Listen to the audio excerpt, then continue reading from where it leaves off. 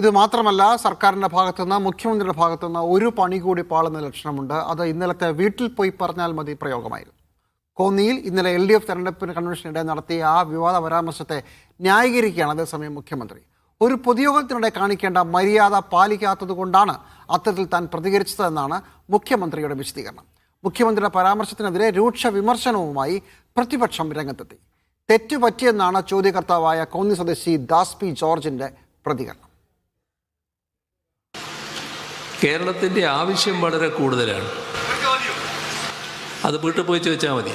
കേന്ദ്രം സാമ്പത്തിക സഹായം തടയുന്ന സാഹചര്യത്തിൽ കേരളത്തിന്റെ ഭാവി വികസനത്തിന് എങ്ങനെ ഫണ്ട് കണ്ടെത്തുമെന്ന് ചോദിച്ച പാർട്ടി പ്രവർത്തകന് മുഖ്യമന്ത്രി ഇന്നലെ നൽകിയ മറുപടിയാണ് വിവാദമായത്.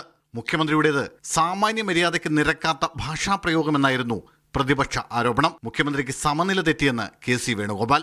പരാജയം ശരിയായിട്ടും മനസ്സിലായ മുഖ്യമന്ത്രിക്ക് സമനില തെറ്റിയിരിക്കുകയാണെന്ന് ഇതിനപ്പുറം വലിയ തെളിവ് വേണോ? മുഖ്യമന്ത്രിയുടെ ഇത്തരം പരാമർശങ്ങൾ തുടച്ചു നീക്കാൻ കേരളത്തിൽ സാംസ്കാരിക ഹരിതകർമ്മസേന ഉണ്ടാക്കേണ്ടി വരുമെന്ന് പ്രതിപക്ഷ നേതാവ് VD സതീശൻ. ഭാഷയിലും സാംസ്കാരിക ഇടങ്ങളിലും പൊതുമണ്ഡലത്തിലും ഇവരുടെ നാവിൽ നിന്ന് പെയ്തു വീണ ഈ വൃത്തികെട്ട വാക്കുകൾ അത് ശുചീകരിക്കാൻ ഒരു സാംസ്കാരിക ഹരിതകർമ്മസേന ഉണ്ടാക്കേണ്ടി വരും. ഇതെല്ലാം അടിച്ചുവാരി തുടയ്ക്കാൻ. എന്നാൽ വിവാദ പരാമർശത്തിൽ തെറ്റു പറ്റിയിട്ടില്ലെന്നാണ് മുഖ്യമന്ത്രിയുടെ നിലപാട്.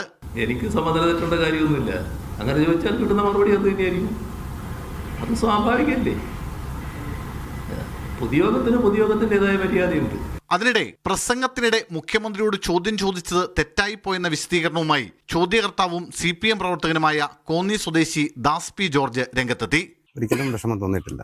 കാരണം തെറ്റെന്റെ ഭാഗത്താണ്. കാരണം അദ്ദേഹത്തിന്റെ പ്രസംഗം തടസ്സപ്പെടുത്തുന്നതിന് തുല്യമായിട്ടുള്ള ഒരു പ്രവൃത്തിയാണ്. അദ്ദേഹം എന്നെ ശാസിച്ചു, അത്രയും ഞാൻ മനസ്സിലാക്കുന്നു. ചെറുതായിട്ട് മദ്യപിച്ചിട്ടുണ്ടായിരുന്നു. തുടർച്ചയായി മുഖ്യമന്ത്രി നടത്തുന്ന ഇത്തരം പരാമർശങ്ങൾ തെരഞ്ഞെടുപ്പിലും സജീവ ചർച്ചയാക്കാനാണ് പ്രതിപക്ഷത്തിന്റെ നീക്കം. മീഡിയ 1 തിരുവനന്തപുരം.